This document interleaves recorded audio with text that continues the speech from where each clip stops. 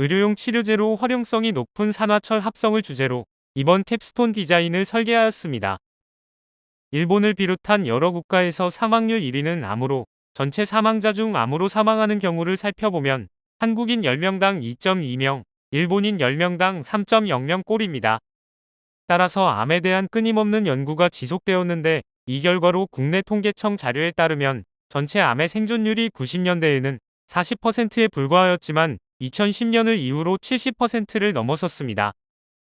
이렇게 되기까지 항암요법의 발전이 있어 왔는데 1928년에는 방사선으로 두경부 종양을 치료하는 성과를 얻었고 1950년에는 코발트 텔레세라피가 도입되면서 현대적인 방사선 치료의 시대가 도래하였습니다. 하지만 방사선 치료, CT, MRI 등의 의료용 기기들은 여전히 방사선 피폭, 합병증 등 여러 부작용을 지니고 있어 이러한 부작용들을 줄이고자 하는 노력이 필요했습니다. 부작용을 줄이고자 나온 치료법인 온열치료법은 암 조직을 42에서 43도씨 정도로 가열해 암세포를 괴사시키는 방법으로 방사선 요법에서 약물 부작용이나 합병증의 발생을 억제해 환자의 신체적 및 정신적 고통을 감소시킬 수 있어 새로운 치료법으로 주목을 받고 있습니다. 온열치료법은 자석 나노 입자가 자기장에 의해 발열체 역할을 하게 되어 국부적으로 가열이 되는 것을 이용합니다. 즉, 정상적인 세포에는 전혀 영향을 미치지 않고 암세포만을 사멸시키게 됩니다. 특히 자석 나노 입자 중에서 산화철은 FDA에 승인되어 있습니다. 산화철 자석 나노 입자는 일반적인 나노 입자가 갖고 있는 특징인 단위 부피당 표면적이 넓어 소량의 대상 물질을 감지할 수 있습니다. 또한 다른 나노 입자보다 화학적 안정성이 우수해 바이오 프로브로 사용될 때 반복 측정이 가능하고 자기장에 의해 위치 조작이 가능하다는 장점을 갖고 있습니다. 최근 선행된 연구에 따르면 원하는 부위에만 발열을 시키는 선택적 자기 온열 기술이 개발되었는데 FFR을 이용해 표적화하는 기술로 FFR의 면적 제어와 자석 나노 입자의 발열은 입자 크기에 의존합니다. 결과적으로 산화철을 선택적으로 특정 크기로 합성하는 기술은 마그네틱 하이퍼더미아의 발전에 필수적입니다. 따라서 이번 캡스톤 프로젝트에서 저희는 산화철 자석 유체 형태로 합성하고 더욱 효율적인 합성법을 고안하는 것을 목표로 과제를 진행하게 되었습니다. 먼저 시약은 FeCl3와 FeCl2 솔루션, 암모늄 하이드록사이드, 테트라메틸아모늄 하이드록사이드를 필요로 합니다.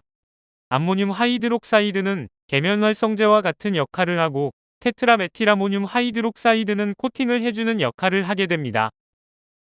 다음으로 산화철 합성 과정에 대해 설명하겠습니다. 제조한 1몰 농도 FeCl3 솔루션 3ml와 2몰 농도 FeCl2 솔루션 1ml를 비커에 첨가합니다.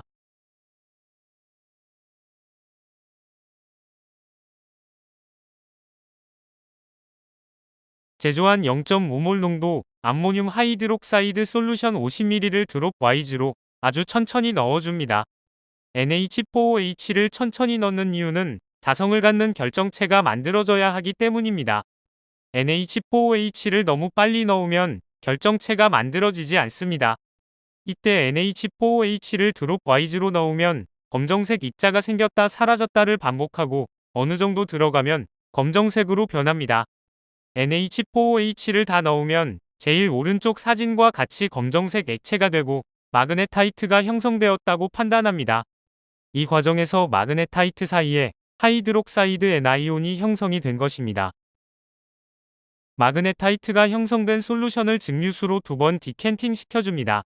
앞의 과정에서 암모늄 하이드록사이드 솔루션을 과량으로 넣어줬기 때문에 이를 씻어주기 위해 디캔팅합니다. 두 번째 디캔팅을 시켜줄 때는 웨이트보트에 원활하게 옮겨주기 위해 물을 다 버리지 않고 적당히 남겨둡니다.